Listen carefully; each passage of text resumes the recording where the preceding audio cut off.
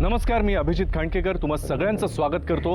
आपण पाहत आहात क्रिमिनल्स, चाहूल गुन्हेगारांची। एखादी स्त्री गर्भवती होते म्हणजे ही काही फक्त बायोलॉजिकल प्रोसेस नाहीये, हा एक प्रवास असतो विश्वासाचा, प्रेमाचा, भविष्यातल्या आश्वासकतेचा। पण या विश्वासाच्या नरडीला जर कट कारस्थानांचं नख लागलं तर स्वप्नांचा गर्भपात होतो आणि सुरू होतो एक जीवघेणा प्रवास प्रतिशोधाचा। कसा? चला पाहूया।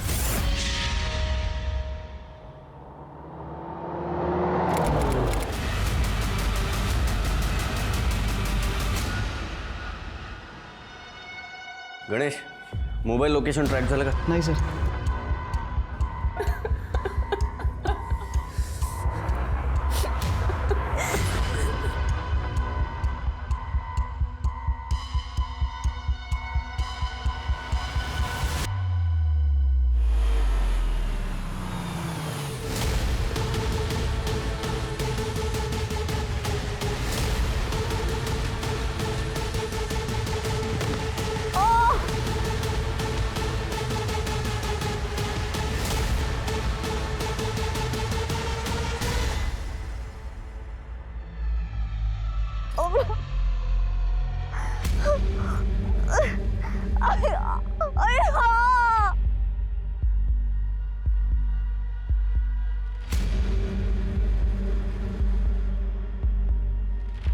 सर सर मोबाईल ऑन झालाय।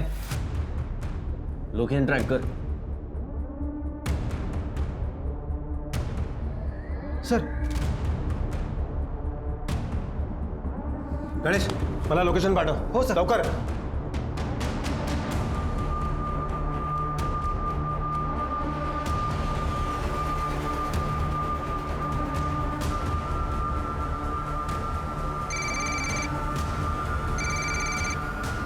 किरणचा फोन आहे। किरण स्पीकरवर टाक। हॅलो, किरण कुठे आहेस तू? ठीक आहेस ना तू? रस्त्यावर टाकलंय मला। कुठे टाकलं मला सांग, मी आता येतो तुला घ्यायला।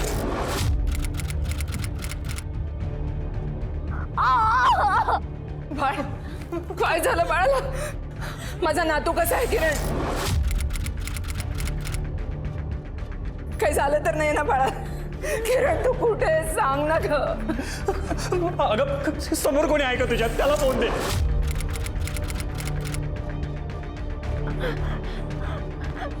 इथे कोणीच नाही विशाल। मी येतो घ्यायला। मला तुझं लोकेशन पाठव। सुनील, चावी घे। लगेच चालतो। सुजाता, तू घरीच थांब, मी जाऊन येतो। ओके?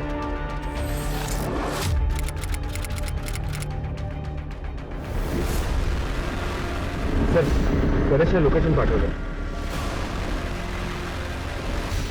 शिंदे सरळ जाऊ।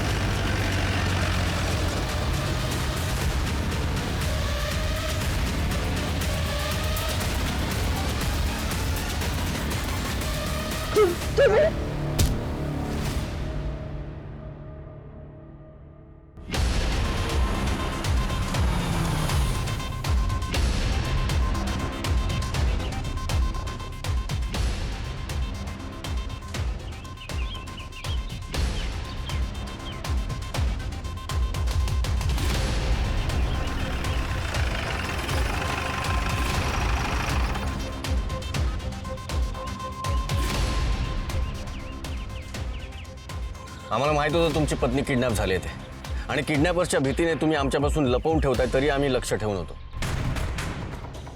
पाटील रिकामे बघा आजूबाजूला काय सापडतंय। हो सर।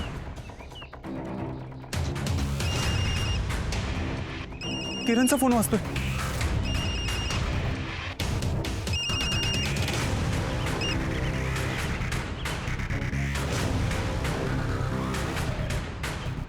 सर किरणचाच फोन आहे हा. सर या किरणच्या बागड्यात मी डोहाळ जेवणाला तिच्या हातात भरल्या होत्या. हा मोबाईल इथे सापडला याचा अर्थ किरण इथेच कुठेतरी आसपास असणार. पण ती त्या किडनॅपर्सच्या ताब्यात असू शकते आणि त्यांच्याकडे वेपन सुद्धा असू शकतात. So be alert. चला. सर सून प्रेग्नंट आहे हो माझी. प्लीज माझ्या नातवाला वाचवा. हे बघा आम्ही समजू शकतो. तुम्ही यांच्यावर लक्ष ठेवा आणि प्लीज कोणीही आवाज करू नका कारण किरण त्या किडनॅपर्सच्या ताब्यात आहे.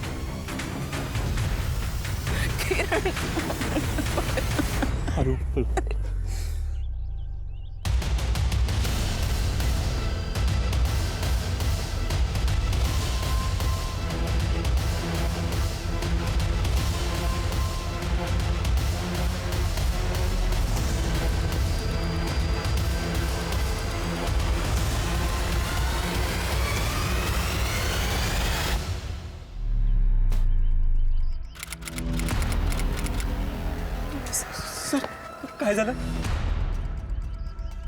सर? डोहा जेवणाला किरणला आशीर्वाद द्यायला गाणी गाणाऱ्या दोघे आल्या होत्या. त्याच तिला घेऊन गेल्या. हो मी त्यांना पळून जाताना पाहिलंय.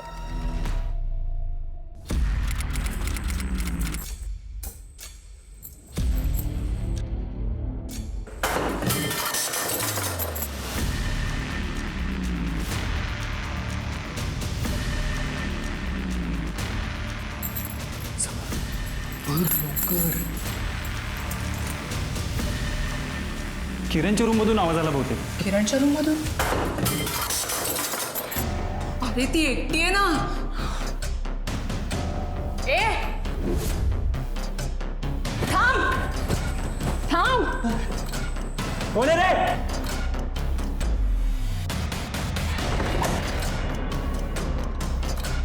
अहो ते डोहा जेवणाला आलेले, ते आशीर्वाद द्यायला गाणं गायला आलेले किरणला घेऊन गेले आपल्या. काय? हो ते डोहा जेवणाला आलेले.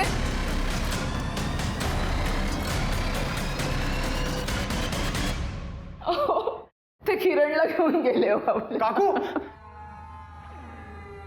काय झालं? ते किरणला घेऊन गेले. काय? तू इथंच थांब, मी बघतो. बाबा काकू माझा नातू. देवा माझ्या नातूला वाचव. काय झालं काका? किरण सापडली? काका सगळीकडे शोधलं पण किरण वहिनी नाही सापडली. मी पोलिसांना कळवतो. किरणचा फोन. हॅलो. तुझी बायको किरण माझ्या ताब्यात आहे. हे कोण आहे तू? हॅलो. विशाल विशाल मी वाचवलं. किरण भारतात मला विशाल आपलं बाळ विशाल. ऐकून घे. सकाळी 5 वाजता 50 लाख रुपये घेऊन यायचं हा? आणि दोषी मार्गाच्या इथे जो पांढरा बंगला आहे ना त्याच्या मागे पैशाची बॅग ठेवायची आणि निघून जायचं. कळलं काय? आणि बघ जास्त हुशारी केलीस ना तर किरण आणि किरणच्या पोटातलं बाळ दोघांना पण मारून टाकेल. किरणला काही करू नकोस. तुला काय पाहिजे ते घे. बाळाला काही करू नकोस. बाळाला काही करू नकोस. पोलिसांना चुकून जरी खबर सांगितलीस तर किरणच्या पोटात जे बाळ आहे ना त्याचे तुकडे करून पाठवून दे. नाही नाही नाही प्लीज प्लीज असं काही करू नका. आम्ही पोलिसांना नाही कळवणार. हे बघा किरण आणि बाळाला काही करू नका. आम्ही पैसे पोचवतो. याला समजलास काय रे? आधी पैसे नंतर किरण आणि किरणच्या पोटातलं बाळ. हॅलो हॅलो किरण. विशाल बेटा तू शांत हो. सांभाळ स्वतःला. हे बघ पोलिसांना काही करू देऊ नकोस आणि जोपर्यंत किरण आपल्या घरी येत नाही तोपर्यंत ही गोष्ट कुणालाही सांगू नकोस. हां सांभाळ सांभाळ बेटा स्वतःला. सांभाळ सांभाळ. तू चल माझ्याबरोबर. मी पैसे देतो तुला. चल चल लवकर चल.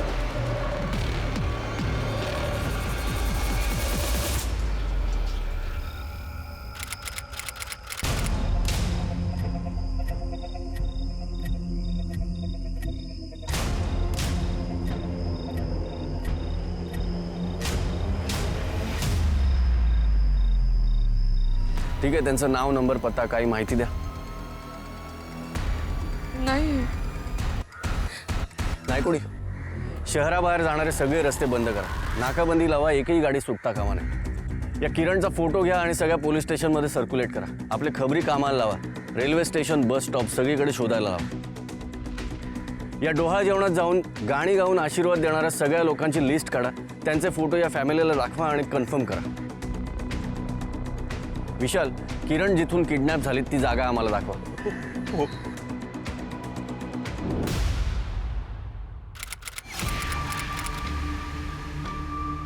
सर, इथे झोपली होती किरण. रात्री ह्याच रूममधून आवाज आला म्हणून आम्ही सगळे इथे बघायला आलो. पण तुम्ही कुठे होतात? मी माझ्या रूममध्ये होतो सर. म्हणजे स्वतःच्या प्रेग्नंट बायकोला तुम्ही वेगळ्या रूममध्ये झोपवलात आणि मग ती किडनॅप झाली? सर, किरण प्रेग्नेंट असल्यापासून याच रूममध्ये झोपत होती. आम्हाला मूल व्हावं म्हणून आम्ही संतती पूजा केली तेव्हा गुरुजींनी काही पथ्य सांगितले होते. शिवाय नमः अद्वय नमः. हे घ्या अक्षरम समर्पयामी. संतती पूजा संपन्न झाली आहे. तुमच्या मातृत्वावर वक्रीचा दोष होता तो आता घालून टाकलाय. तुम्हाला आता संतती प्राप्त नक्की होणार.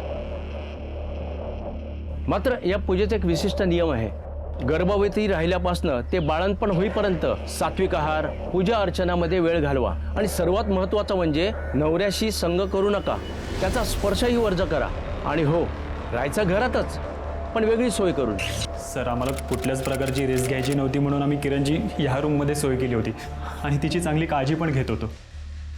बघा काही सापडते का?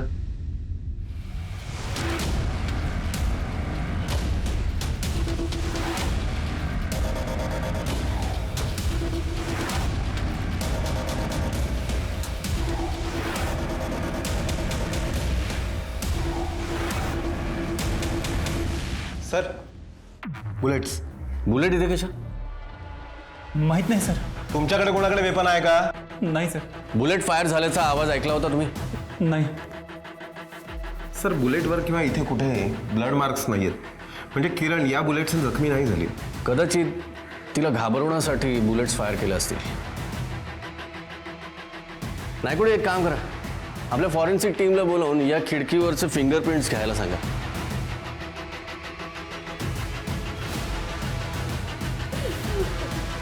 किरणच्या बेडरूममध्ये या फायर झालेल्या बुलेट सापडल्यात.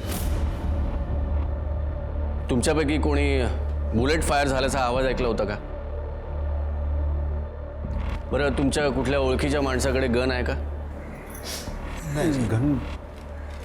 तुमच्या फॅमिलीमध्ये याआधी कोणी किडनॅप झालं होतं का, ज्याची माहिती तुम्ही पोलिसांपासून लपवून ठेवली होती? नाही सर. डोळा जेवणाचे फोटो किंवा व्हिडिओ शूट केलेला असेलच ना? हो हो आहे सर. नायकुडी, ते फोटो आणि व्हिडिओ नीट चेक करा आणि जे आशीर्वाद द्यायला आले होते आणि ज्यांनी किरणला किडनॅप केलं त्यांना शोधून काढा. Okay sir.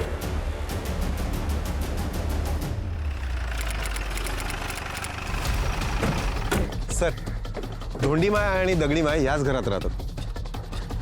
चला.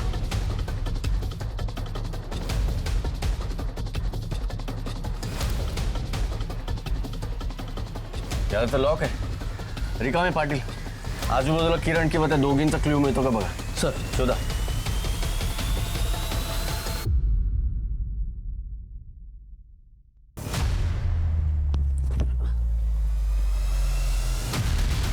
सर.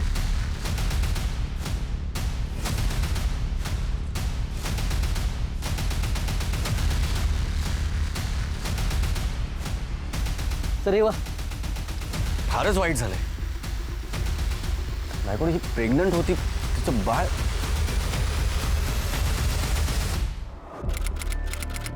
सर, किरणचा पोस्टमॉर्टम रिपोर्ट आलाय.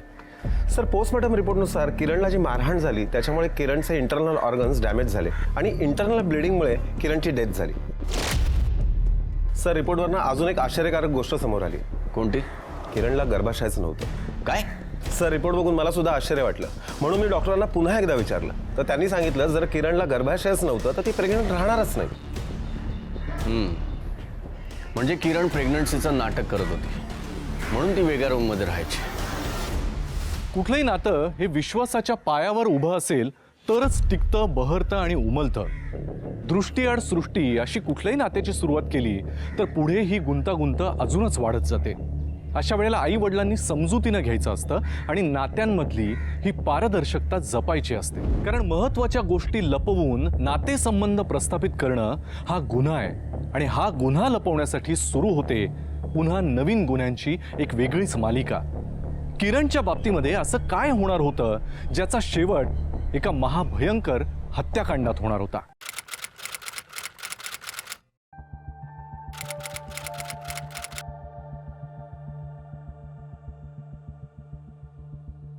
बाबा 1 मिनिट येता का? हो.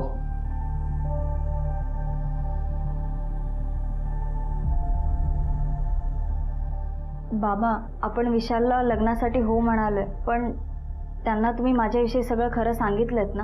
अगं बाळा, तू त्याची काही काळजी करू नकोस. हां, त्यांनी सर्व परिस्थिती जाणूनही तुझ्याशीच लग्न करायचं ठरवलं त्यांनी. अगं प्रेम करतात ते तुझ्यावर.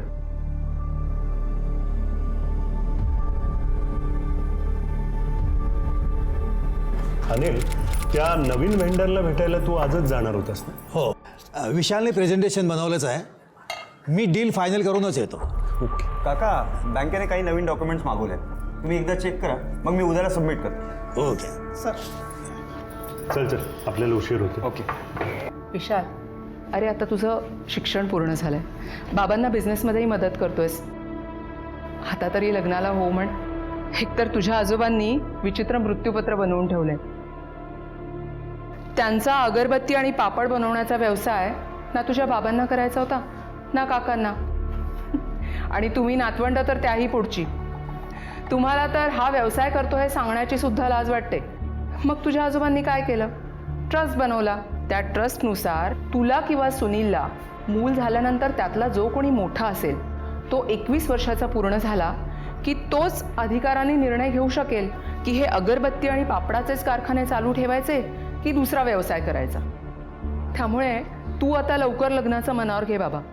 आई, बाबा, मी तुम्हाला सांगणारच होतो, मी लग्न करायचं ठरवलंय आणि मुलगीसुद्धा बघितली आहे. काय? अरे कोण आहे मुलगी? कुठे राहते? अगं हो, किरण नाव आहे तिचं. आपल्या ऑफिसमधले सुपरवायझर आहेत ना, त्यांची मुलगी. त्या संतोषच्या मुलीला आमच्या घरची सून म्हणून आणणार आहेस तू? आणि त्या भिकेचे डोळे लागले ती काय तुला? बाबा, अरे सोन्या, सुपरवायझर झाला तरी तो नोकरच ना, आणि तो नोकराच्या मुलीशी लग्न करणार आहेस? बाबा, माझा डिसिजन झालाय. मी त्यांना तुमच्याशी लग्नाची बोलणी करायला बोलवलंय. साहेब नमस्कार. अड्ड्यात गेला तुझा नमस्कार. आमच्याबरोबर नातेसंबंध जुळवण्याचा प्रयत्न करतोस तू? पण सर, आणि त्यासाठीच मुलीला कारखान्यावर टिफिन घेऊन बोलत होतास?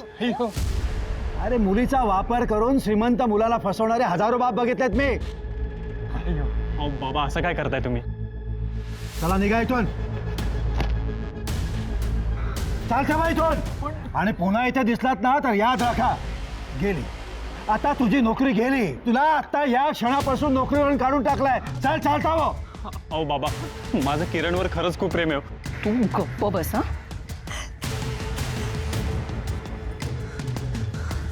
अहो बाबा, घाबरे.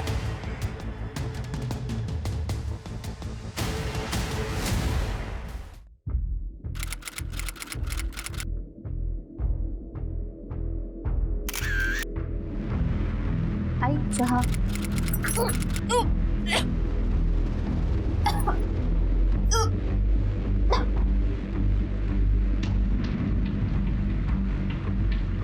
बघताय ना, सुनील सुजाताला जर आधी मूल झालं ना तर सगळ्या कारभाराचा करता धरता तो होईल, आणि आपल्या मुला नातवाला त्याच्या इशाऱ्यावर नाचावं लागेल. आपल्या विशालने सगळी गडबड करून ठेवली आहे. मी काय म्हणते, त्याने आता लग्न केलंच आहे तर पदरी पडलं आणि पवित्र झालं असं समजून सुनीलला घरी आणलं, आणि सुनील सुजाताच्या आधी त्यांना मूल झालं तर सगळ्या इस्टेटीच्या चाव्या आपल्या नातवाच्या हाती राहतील ना. आपले हात दगडाखाली आहेत असं समजूयात ना.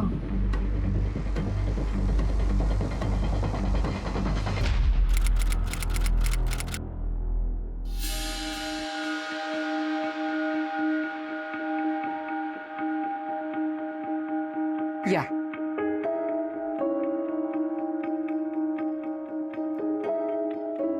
सौभाग्यवती हे घेऊन जा बाळा. अखंड सौभाग्यवती भव.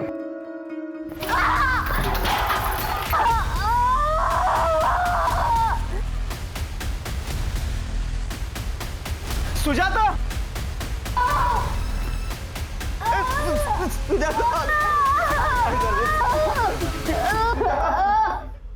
विशाल लवकर डॉक्टरला फोन कर.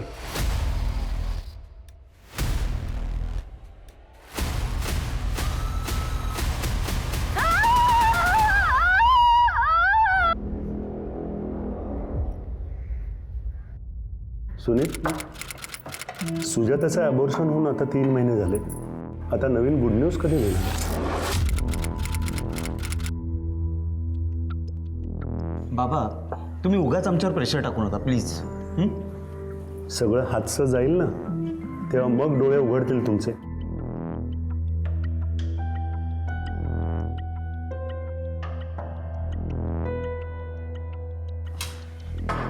आई, वेळेवर आलास. चला जेवायला चला.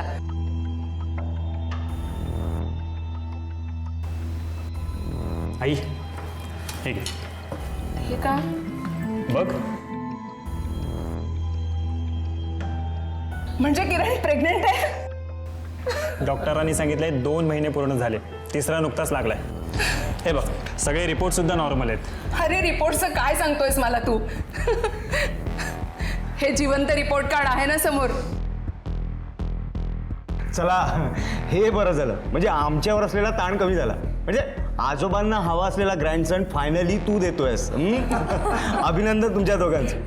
थँक्यू.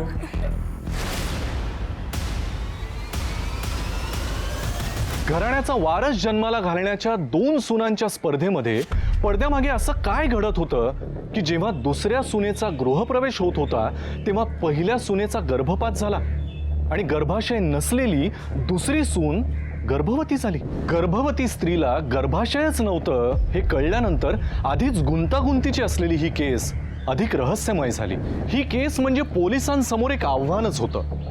एकाच महिलेचं एकापाठोपाठ एक असं 2दा झालेलं अपहरण, नंतर तिचा झालेला खून, गर्भाशय नसताना झालेली गर्भधारणा आणि नंतर गर्भपातही.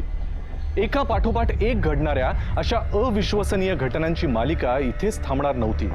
या सगळ्या प्रकरणाला वेगळं वळण देणारी अजून एक घटना घडणार होती. ये. हे बघ, गुरुजींनी संतती पूजेत सांगितलेली सगळी व्रतवैकल्य, पथ्यपाणी आजपासून सुरू करायचं. नाही, आत्तापासूनच. त्यामुळे डिलिव्हरी होईपर्यंत तू वेगळ्या रूममध्ये राहायचंस. तुझं खाणं पिणं, तुझं औषध पाणी, जे काही लागेल ते सगळं तुला आम्ही तिथे आणून पोचतं करू. पण तू मात्र काळजी घ्यायचीस. मी येते.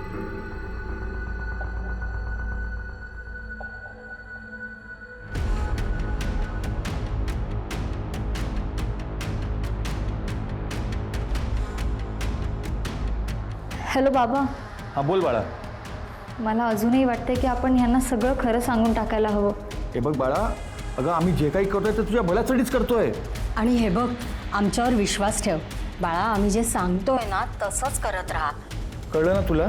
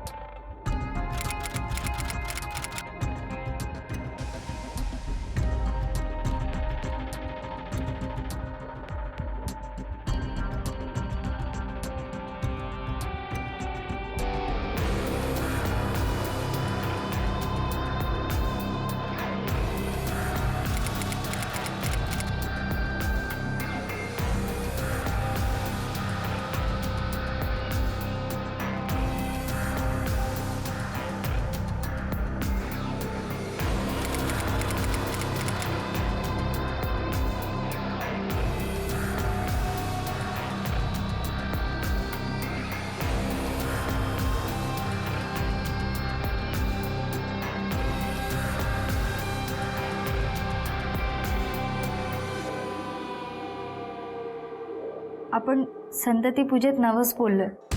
डिलिव्हरी होईपर्यंत जवळ यायचं नाही, स्पर्श करायचा नाही. आणि जर नवस मोडला आणि आपल्या बाळाला काही झालं तर?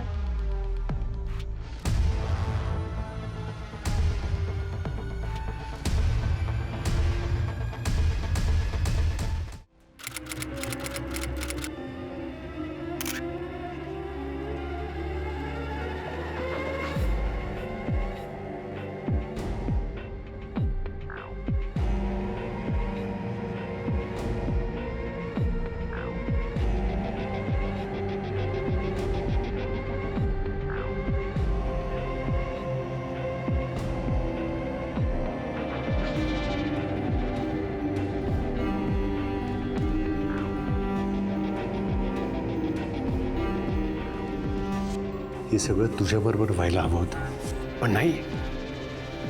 घालवलंच प्रॉपर्टीतला मोठा हिस्सा. बाबा, आम्ही वस्तुस्थिती एक्सेप्ट केली आहे आणि याचा आम्हाला पश्चातापसुद्धा नाही आहे. उलट आनंदच आहे की घरात बाळ जन्माला आहे. छान. तुम्ही दुसऱ्यांचीच मुलं खेळवत बसा.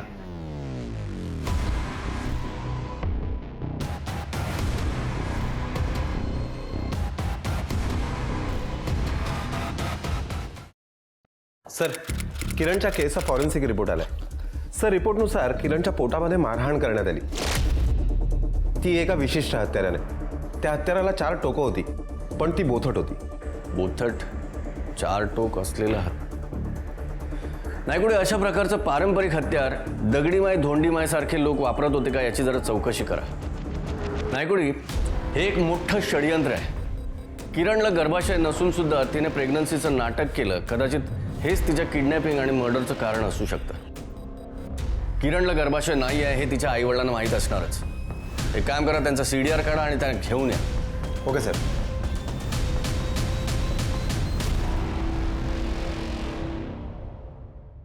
किरणचे पोस्टमॉर्टम रिपोर्ट आणि फॉरेन्सिक रिपोर्ट आलेत. किरणला मारहाण झाल्यामुळे इंटरनल ब्लिडिंग झालं आणि त्यातच तिचा मृत्यू झाला.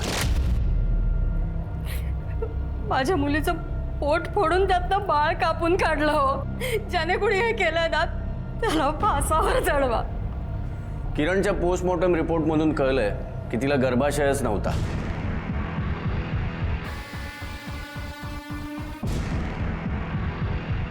किरणचं लग्न करून देण्यापूर्वी तुम्ही तिच्या सासरच्यांना ही गोष्ट सांगितली होती? साहेब, आमच्या कारखान्याचा मालक, त्याचा मुलगा विशाल आमच्या किरणच्या प्रेमात होता साहेब. तो किरणला गर्भाशय नाही ही माहिती जर विशालला दिली असती तर तो लग्नाला तयारच झाला नसता. संतती पूजेची अंधश्रद्धा पसरवणाऱ्या पुजाऱ्याला ओळखता?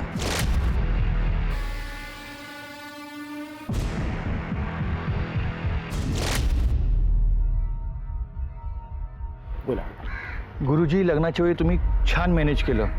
आता एक काम करायचं, संतती पूजण्याच्या वेळी आहे ना काहीतरी शास्त्रोक्त कारण सांगून किरणचं प्रेग्नन्सी ते डिलिव्हरी होईपर्यंत तिची वेगळी राहण्याची व्यवस्था होईल असं काहीतरी बोलायचं. आणि हो, किरणच्या नवऱ्याला किरणजवळ येता येणार नाही असं सांगायचं. ही तुमची दक्षिणा. आमच्या एका ओळखीच्या डॉक्टरांना पैसे देऊन किरणचे खोटे प्रेग्नन्सीचे रिपोर्ट्स बनवले. आणि मग 9 महिन्यानंतर तुम्ही काय करणार होतात? बाळणपणासाठी किरणला आम्ही माहेरी आणणार होतो. एक नवजात बाळ विकत घेऊन ते किरणचंच आहे असं सांगणार होतो. आणि आयुष्यभर तिच्या सासरच्यांना तुम्ही फसवणार होतात. सर, धोंडीमाय दगडीमाय दोन्ही सापडलेत. त्यांना लॉकअपमध्ये टाकले.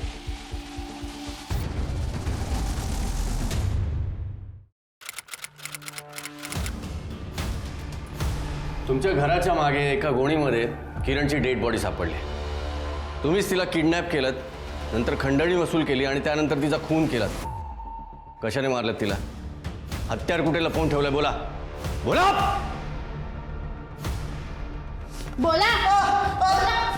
सांगते साहेब, आम्ही किरणला किडनॅप करायला गेलो, पण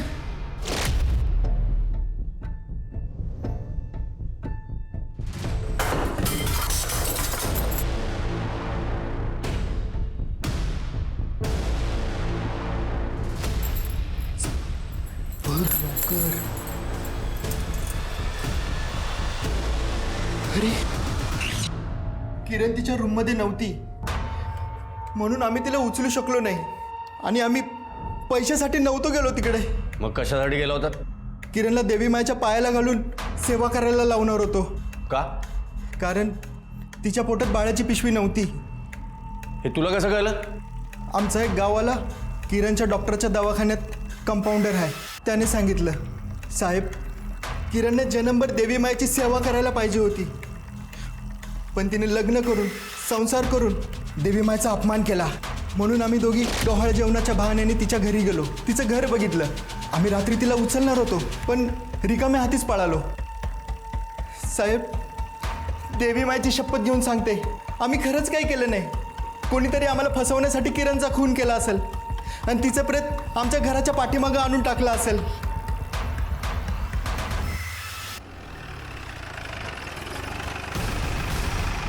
सर, किरणची बहीण सविता ही एका व्यक्तीच्या सतत कॉन्टॅक्टमध्ये होती आणि ती व्यक्ती म्हणजे तिचा बॉयफ्रेंड संग्राम. हा संग्राम एका टुरिस्ट कंपनीमध्ये ड्रायव्हरचं काम करतो. किरणला सोडवण्यासाठी विशालने जी रकमेची बॅग दिली होती ती बॅग या संग्रामच्या घरात सापडली. संग्राम, सविता तुमचे CDR चेक केले, त्यावरून एक विचित्र गोष्ट आमच्या लक्षात आली आहे. किरण ज्या रात्री किडनॅप झाली त्या रात्री तिचा मोबाईल लोकेशन संग्राम तुझ्या घराकडे लोकेट झालं आणि त्याच वेळी तुझं आणि सविताचं मोबाईल लोकेशनही तिथेच होतं. विशाल खंडणीची बॅग ज्या ठिकाणी ठेवायला गेला होता त्या ठिकाणी सुद्धा तुमचे मोबाईल लोकेट झालेत आणि ज्या ठिकाणी तुम्ही किरणला टाकलं त्या ठिकाणी सुद्धा तुमच्या दोघांचं मोबाईल लोकेट झालं.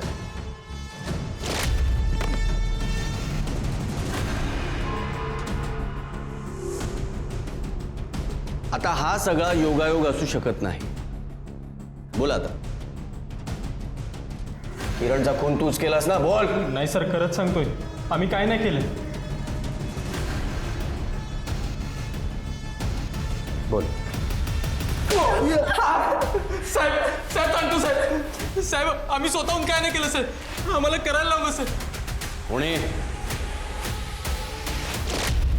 किरण तू गुपचूप घरातून बाहेर पड आणि संग्राम आणि सविता तुम्ही दोघे मिळून ना हिच्या किडनॅपिंगचं नाटक करा. हिला सोडवण्यासाठी मोठ्या खंडणीची मागणी करा. हां, त्या पैशातून तुम्ही स्वतःचा व्यवसाय सुरू करा आणि लग्न करा. त्यानंतर किरणताईने ती बाहेर गेली आहे कोणाच्या लक्षात येऊ नये म्हणून बेडवर पिलोज ठेवून त्यावर चादर पांघरली. त्यानंतर किरणताई तिच्या बेडरूमच्या खिडकीतून बाहेर आली आणि मी आणि संग्राम तिला संग्रामच्या रूमवर घेऊन गेलो. नंतर संग्रामने ताईच्या फोनवर फोन करून खंडणीचे पैसे मागितले. ए, तुझी बायको किरण माझ्या ताब्यात आहे. हा? ए, आधी ऐकून घे. 50 लाख रुपये एका तासाच्या आत. विशाल जिजूंनी ठेवलेले खंडणीचे पैसे मी आणि संग्राम जाऊन घेऊन आलो. त्यानंतर किरणताईने स्वतःला जखमा करून घेतल्या.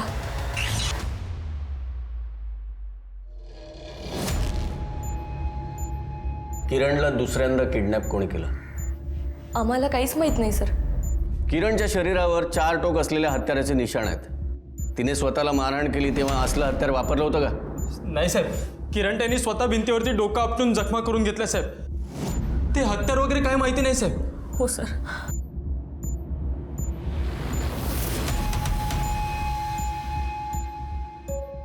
हे 4 टोक असलेलं हत्यार काय असू शकतं आणि कोण वापरत असेल?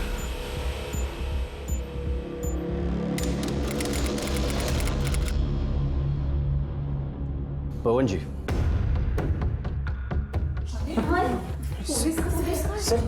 तुम्ही इथे का?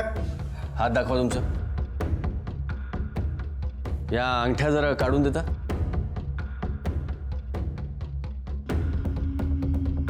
एक, 2, 3, 4. हेच ते 4 टोकांचं हत्यार. काय झालं? चला, तुम्ही आमच्या बरोबर पोलीस स्टेशनला सगळं सविस्तर सांगतो. या. हो पण सर, किरणच्या मारेकऱ्याबद्दल काय कळलं का? त्याला सोडू नका सर, फासावर लटकवा. त्याने माझ्या किरणचा आणि आमच्या बाळाचा खून केलाय. विशाल, किरण प्रेग्नंट नव्हतीच. अहो असं कसं शक्य आहे? तिच्या पोस्टमॉर्टम रिपोर्टवरून असं सिद्ध झालंय की तिला गर्भाशयच नव्हता. काय?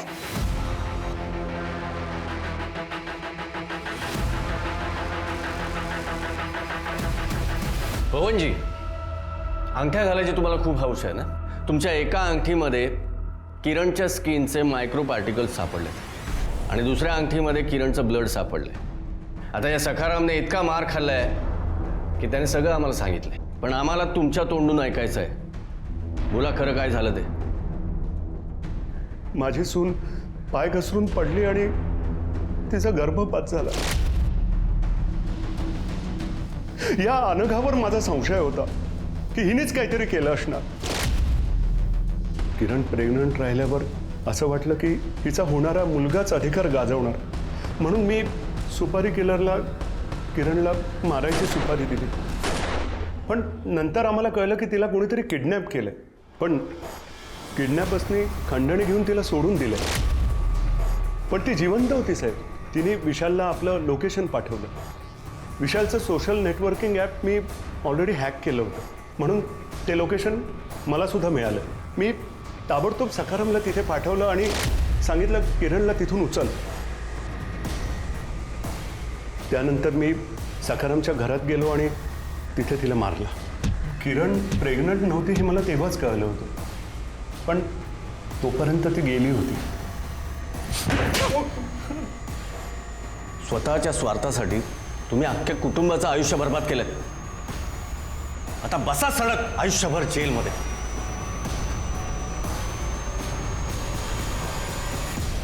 संपत्ती आणि अधिकाराच्या हव्यासापायी माणूस किती क्रूर होऊ शकतो याचं हे जिवंत उदाहरण होतं. सुख एकदा ओरबाडून घेत जगायची सवय लागली की डोळ्यांवर स्वार्थाची झापडं येतात आणि या लालसेपोटी माणूस आपल्याच माणसांचा विश्वासघात करतो किंवा प्रसंगी त्यांच्या जीवावरही उठतो. किरणने आपल्या प्रियकराला विश्वासात घेऊन आपली शारीरिक अवस्था सांगितली असती तर तिला खोट्या गर्भधारणेचं नाटक करावं लागलं नसतं आणि पर्यायानं तिचा जीवही वाचला असता. एक लक्षात घ्या, सत्य कितीही कटू असलं तरी अंतिमतः ते आपल्यासाठी हितकारकच असतं. या विचारांसह मी अभिजित खांडकेकर आज तुम्हा सगळ्यांची रजा घेतो. पुन्हा भेटूया पुढच्या भागात अजून एका गुन्ह्याची उकल करण्यासाठी. तोपर्यंत तुमची आणि तुमच्या कुटुंबियांची काळजी घ्या. धोका अजूनही टळलेला नाहीये, त्यामुळे घराबाहेर पडताना मास्क आणि सॅनिटायझरचा वापर नक्की करा. पुन्हा भेटूया. जय हिंद, जय महाराष्ट्र.